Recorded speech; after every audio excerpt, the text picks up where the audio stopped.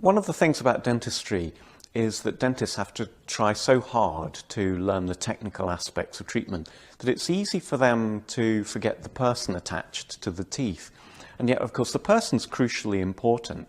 With a condition like dentine hypersensitivity, we need the patient to tell us they've got the sensitivity before we know to look for it.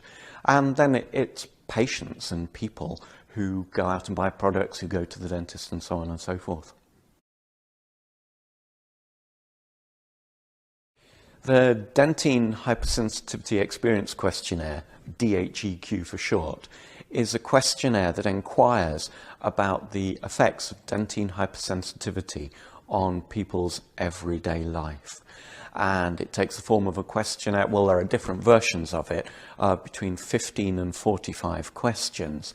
And it inquires about all of the different aspects of everyday life that might be affected by dentine hypersensitivity. DHEQ was developed so that we could evaluate the effects of products on people's quality of life. So that we could give, say, a toothpaste to somebody with dentine hypersensitivity, and we could see how much their quality of life improved as a result of using the toothpaste. On the face of things, it seems quite easy to knock together a questionnaire to measure something like quality of life. It's actually an immensely complicated process, and DHEQ used the gold standard approach to questionnaire development. So that in the first instance, we talked to lots of people who had dentine hypersensitivity to find out the kinds of things that bothered them, to find out the language that they used, the words and phrases they used to describe those impacts on their everyday life, and then to find out how toothpastes and mouthwashes would make the condition better.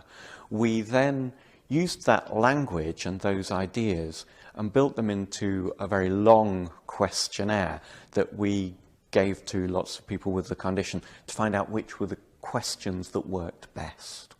We did that first of all by just giving it to people and getting them to fill it in, but later on we started to give it to people several times over time to see which were the questions that responded best to treatment. So it's quite a sophisticated process. We learnt a great deal about dentine hypersensitivity during the development. The first thing really is that in the textbooks and things, dentine hypersensitivity is just simply described as a short, sharp pain. And on the face of it, that seems a very simple thing. The thing that really surprised us was how complicated the effects of that pain would be on people's everyday life. So, yes, they would have pain if they had a cold drink or ice cream or something like that. But then we discovered that people had quite elaborate mechanisms to cope with the condition by avoiding things, by eating on different sides of their mouth, avoiding social situations where they might be presented with cold drinks and things like that, that we would never have anticipated. We also discovered that dentine hypersensitivity had a whole variety of effects on people's day-to-day functioning.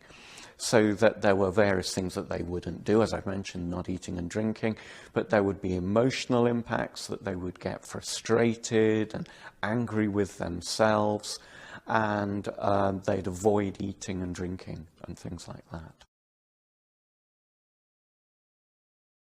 DHEQ could affect clinical practice in lots of ways, some of them quite obvious, and some of them perhaps a little bit more abstract, but perhaps more far-reaching and important.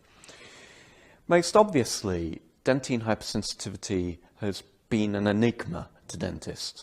We diagnose the condition only when we can find nothing else wrong with the teeth. So the patient has pain, we can't find anything wrong, and we say it's dentine hypersensitivity. Immediately, that is, by definition, an enigma. So that having a better understanding of the patient's condition clarifies what's going on much more. On top of that, having a measure of how much the patient is being affected means that we can detect benefits of treatment, find out what's working and what isn't working. Added to that, that's giving us an entire language and a way of communicating with patients that I think that they'll really appreciate. So that we discovered in our interviews of people with dentine hypersensitivity that they became slightly frustrated that their dentists had very little to say about the condition. So that this, I think, will improve the patient satisfaction, which, if you're in practice, can only be a practice builder, really. Another benefit of using DHEQ in practice relates to the slight tendency that we all have as dentists to focus on the technical aspects of treatment and sometimes forgetting that there's a patient attached to the teeth. So that what the questionnaire does, it legitimizes talking about things that are important to people. And again, that can only be of benefit if you're trying to build a practice and maintain good relationships with your patients.